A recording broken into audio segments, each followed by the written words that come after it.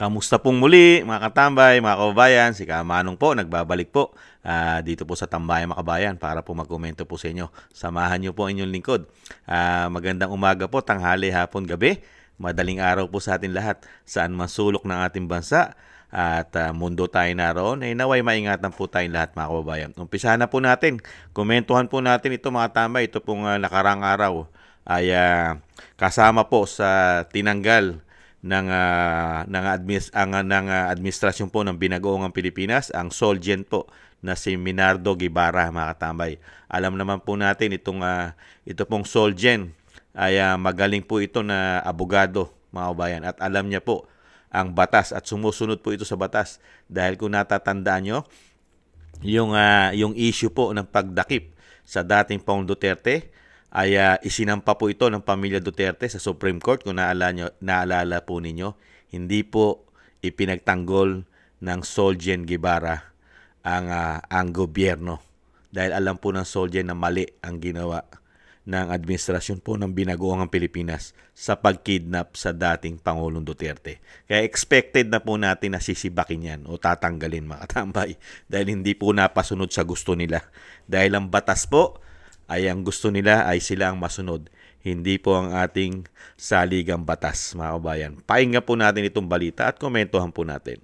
May panibagong casualties sa tinaguriang bold reset ni PBBM.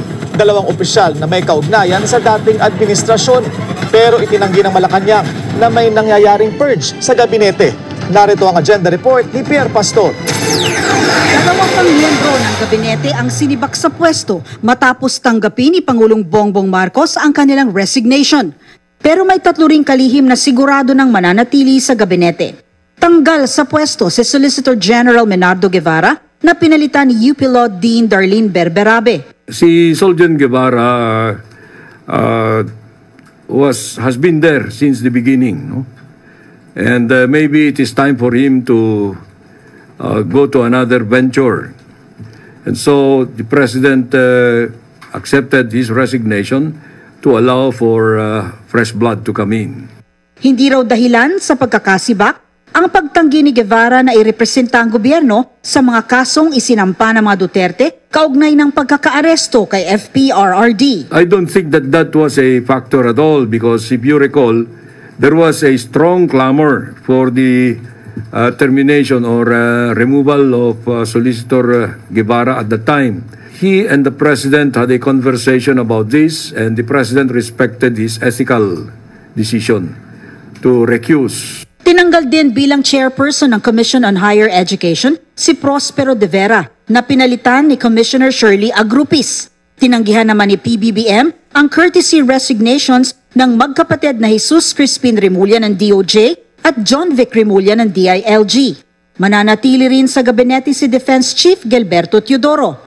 Pero tagilid pa rin sa ngayon si National Security Advisor Eduardo Año na hanggang ngayon ay wala pang desisyon sa kanyang resignation. Muling iginiit ni Bersamin na ang balasahan ay bunga ng masinsinang performance review. Performance review. Kailangan kasi pumapabor po sa kanila, di yata. Kailangan pumapabor po sa gusto nila. Diyan ka po nakakalungkot lang po, no? Isa pong dating Chief Justice na isang ng Korte Suprema natin. Ito pong si Executive Secretary, mga tambay. Alam naman po niya sa sarili niya dahil siya po yung Chief Justice dati. Retired Chief Justice po ito at appointee rin po ito ni dating Pangulong Duterte.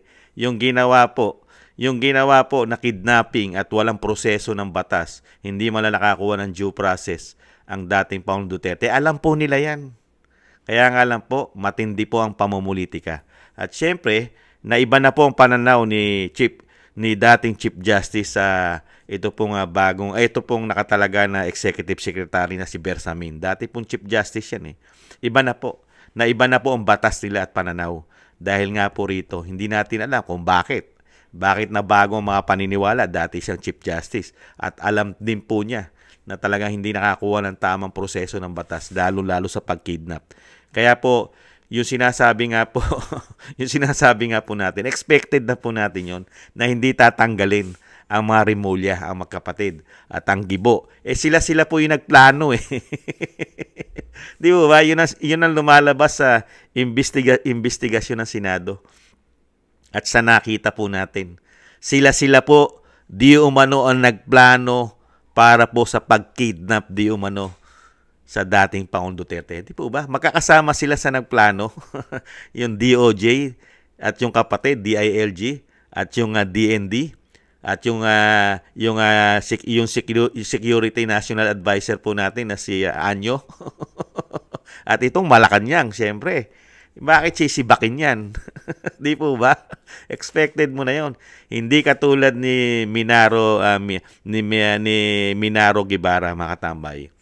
Itong si Soljen Guevara. Talaga sisibakin po ito, 100%.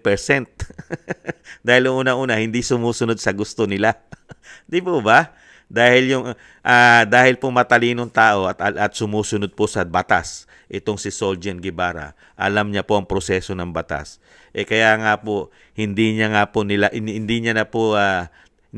pinaglaban ang binagoong Pilipinas dito po sa sinampa na kaso o reklamo sa Korte Suprema about po rito sa ginawa pong pagdakip sa dating Pangulong Duterte. Sisibaking ka nga. Di umano. Di po ba? Kaya po, ang komento po ni Kamanong, si Kamanong po, proud na proud po rito. Proud po ako kay Soljen. Dahil po siya, magre-retiro po siya na may dignidad. May dignidad po siya. Mga kababayan, talagang pinanatili po niya sa sarili niya yung pagiging abogado, yung pagiging magaling sa batas at masunurin sa batas. Sumusunod siya sa batas, mga kababayan. Kaya maipagmamalaki mo siya at pagmamalaki siya at ipagmamalaki siya ng kanyang pamilya, mga kababayan, na hindi siya kailanman napasunod ng mga sumusuway o suwail, mga traidor, di ba? Yung traidor na at talagang walang kakwenta-kwentang administrasyon yata ng binagoong Pilipinas. Di ba? Mga taksil ng bayan. Kaya itong si itong si Soljen Guevara, taas noo po ito. Pwede niya pong itaas ang kanyang noo at tingnan po sila ng diretso, mga kababayan. Wala po siyang pagsisisihan sa ginawa niya na hindi niya po ipaglaban ang gobyerno sa ginawa nila sa dating Pangulong Duterte na kidnapping. Di po ba? Kaya yung mga kapituko, matatalinong tao, katulad po ng Executive Secretary na dating Chief Justice, matatalinong tao, mga abogado, katulad po ng DND, ito pong Department of National Defense, si Gibo, abogado po yan, top-notcher po yan ng bar, pero nagiging bobo po pagdating sa politika, mga kabayan, di umano. Ganon din po itong magkapatid na Rimulya. Mga abogado rin po yan. Pero pagdating po sa politika, mga tambay, nagiging bobo yata, di umano. Simpleng batas, simpleng proseso ng batas, ay hindi na po nila sinusunod dahil sa politika. Di kaya? Kaya po, mabuhay po kayo, Soljen. Napakaganda po ng ginawa nyo. Tama po yan. Na talagang wag nyo na ipagpilitan na sumama sa ganitong klase na administrasyon. At yan po ay hindi nyo ikabubuti. At talagang darating ang panahon po na hindi naman po yan habang panahon na ganyan po ang kanilang kalagayan. Panapanahon po yan. Panahon po kasi nila ngayon, Soljen. At hindi naman po forever yan. Yung ginagawa po nilang yan. Nakapanghihinayang lang po. Dahil nga po yung nasimulan po. Dahil kayo po ay matagal na nakasama ni dating Pangulong Duterte. At nakita po namin kung paano po kayo naglingkod bilang DOJ Secretary. At hindi po katulad ng DOJ Secretary po ngayon, mga tama. Ibang klase po. May sarili din po paniniwala sa batas. Batas din po yata niya ang pinaniniwalaan, hindi po ang ating saligang batas. Unbelievable. At yung ipinalit po kay Soljen, mga tambay, ay dati po itong appointee po sa panahon po ni Pinoy. At ito po ay naglingkod po sa pag-ibig Sa Pag-ibig po naglingkod ito, sa Pag-ibig Funds, mga tambay, at ito po ay isang CEO, si Attorney Berbenabe. Si Attorney Berbenabe. Isa po itong dating nasa kay Pinoy. Sa administrasyon po ni Pinoy ito. Mga tambay, naglingkod po ito sa panahon ni Pinoy. Kaya nga po mapagkikita mo ngayon sa gabinete ng Pangulong Marcos, talaga kompleto na po. May mga liberal dyan, may mga pink, may mga dilaw, at meron yatang mga makakaliwa pa. Kompleto na, mga tambay. At syempre po, grupo ng mga oligarko yata. At meron na rin po, mga tambay, mga kaalyado, mga tumatangkilik yata sa pulburon. At meron din po yatang mga drug lord di umano. May mga mayor, may mga nakulong na senador, kaalyado rin. Kompleto po sila ngayon. Kaya nga po ang bansa natin ayon sa Vice President ay nasa basurahan dahil sa ganitong paglilingkod na ibinigay sa atin. Malayong malayo sa mga pinangako na gagawin lahat. Mga pagsugpo sa pulburon, sa krimen, sa korupsyon, ibabangon tayo sa kahirapan. Ano po nangyari? Puro pamumulitika, issue ng korupsyon. Mga kabayan, pag naglilingkod ka ng tama, pababagsakin ka.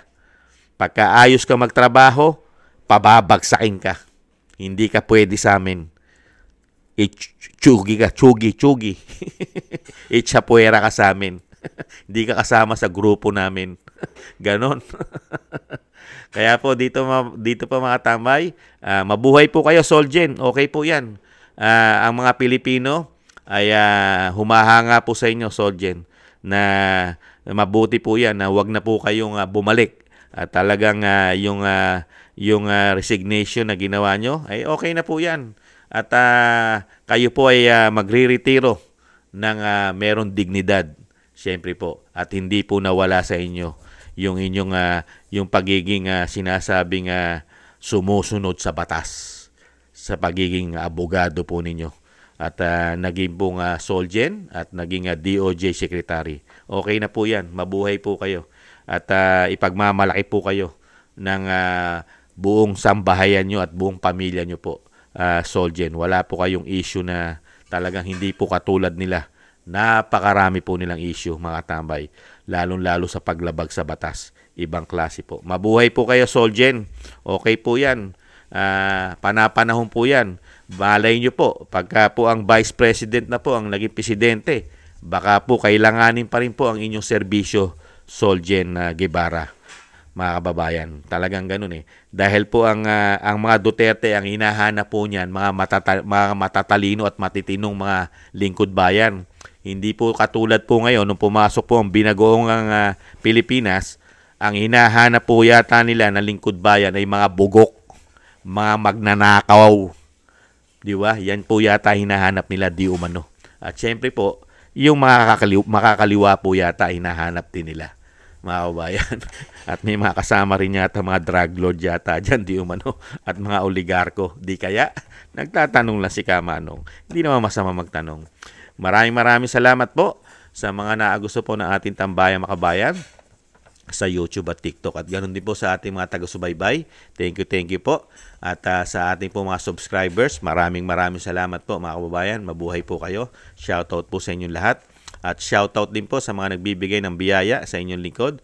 Kingston 123 ng Hong Kong, Eric Hershio ng Canada, Jake Yahoo 4531 ng Maisog, California, USA, Gina Ray Solid DDS ng Berlin, Germany, Julieta Silona ng Sydney, Australia, Jim Aris ng United Arab Emirates, Jobilin Watanabe ng Japan, ako si Pilam, Annie Joe, Teodorico Erguisa Jr., Arfel Villacorta, si Wills Bubbles 5697, si Rosalina Team 888. Maraming salamat po. Thank you po. Mabuhay po kayo.